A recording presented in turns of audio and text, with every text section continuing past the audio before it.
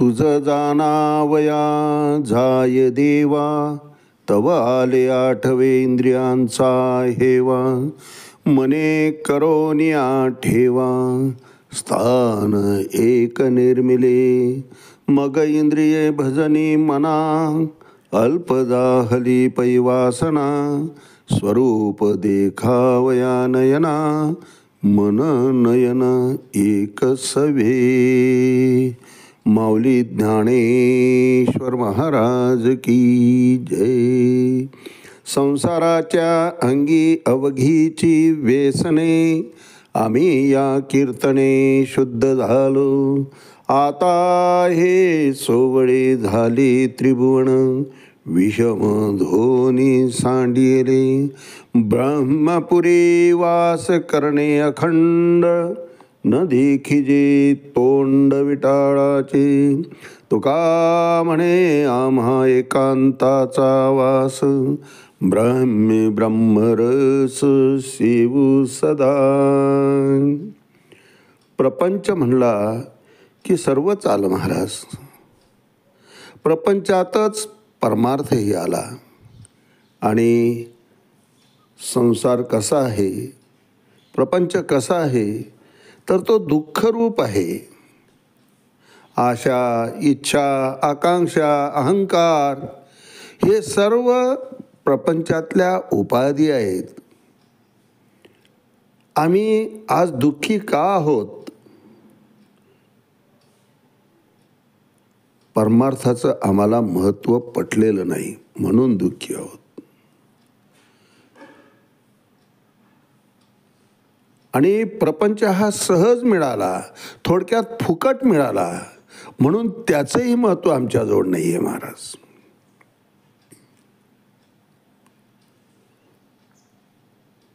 दुःखी का आहोत आम्ही? सहज मिळाला म्हणून दुःखी आहो. दाताचं उदाहरण घ्या.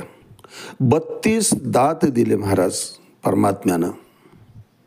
त्यातला एखादा अडला, त्याला सूज आली किंवा कीड लागली तर डॉक्टरकडे आम्ही जातो. रूट कॅनल करावं लागेल म्हणतो डॉक्टर. 10,000 रुपये खर्च येईल एका दाताला. 32 दातांचं मूल्य होतं 3,20,000 महाराज. मुफ्त दिले आहे परमात्म्यानं, फुकट दिले आहे, महत्त्व नाही. आणि 10,000 खर्चून आम्ही कृत्रिम बसवतो, ओरिजिनल नसतोच महाराज. आम्ही दुःखी का आहोत? दुसरं कारण आहे, मलाच का प्राप्त नाही.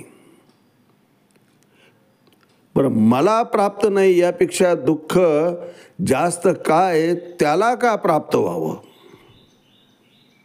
आयुष्यभर आम्ही उद्वेगातच जगतो महाराज.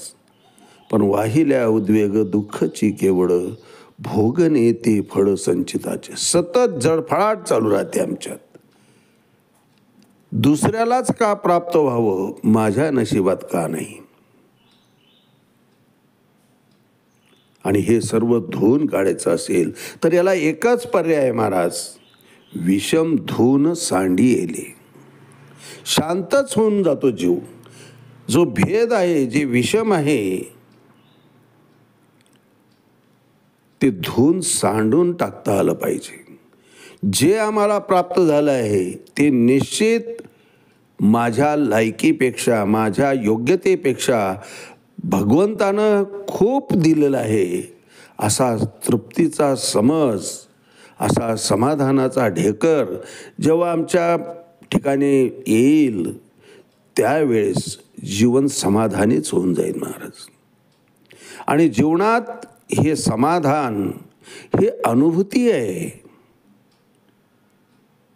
आणि ही अनुभूती अर्जुनाच्या ठिकाणी उत्पन्न व्हावी. अंतरात्मा त्याचा प्रसन्न होऊन जावा. आहे ती परिस्थिती अतिशय उत्तम आहे, हा विचार अर्जुनाच्या ठिकाणी बिंबावा. याकरताच भगवंत अर्जुनाला श्रीमद भगवद्गीता सांगत आहेत.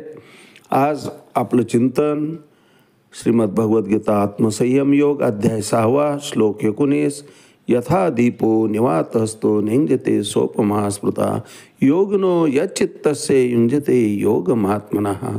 त्या निर्वात ठिकाणी लावलेल्या दिव्याप्रमाणे योगयुक्त जो आहे, योगी जो आहे, हा स्थिर चित्तानं एकाग्र मनानं सर्व काही कार्य करत असतो महाराज. विचलता त्याच्या ठिकाणी नसते, चंचलता त्याच्या ठिकाणी नसते. त्यावर भाष्य करताना माऊली 363 क्रमांकाच्या ओळीत म्हणतात, ऐसे हिताचे जे जे निके ते सदाचिया इंद्रिये दुखे एरवी सोपे योगासारिखे काही आहे. प्रश्न करतायत भगवंत अर्जुनाला की ऐसे हिताचे जे जे निके ते सदाची इंद्रिये दुःखे एरवी सोपे योगासारिखे काही आहे. अर्थात त्याचप्रमाणे आपल्या हितास जे जे चांगलं आहे ते नेहमी या इंद्रियांना दुःखदायकच वाटतं. परमार्थ अतिशय चांगला आहे परंतु खडतर वाटतो महाराज. सोपा प्रपंच वाटतो, वास्तविक प्रपंच खडतर आहे. परमार्थ सोपा आहे पण त्या मार्गाने आम्ही चालायलाच सुरुवात करत नाही. आधीच म्हणतो फार अवघड वाट आहे हो. एरवी या योग साधने, या साधना इतकं दुसरं काही सोपं साधन आहे का अर्जुना?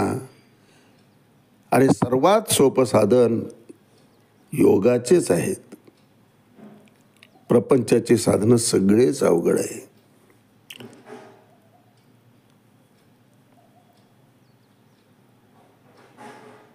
ऐसे हिताचे जे जे निके ते सदाचिया इंद्रिये दुःखे एरवी सोपे योगासारिखे काही आहे.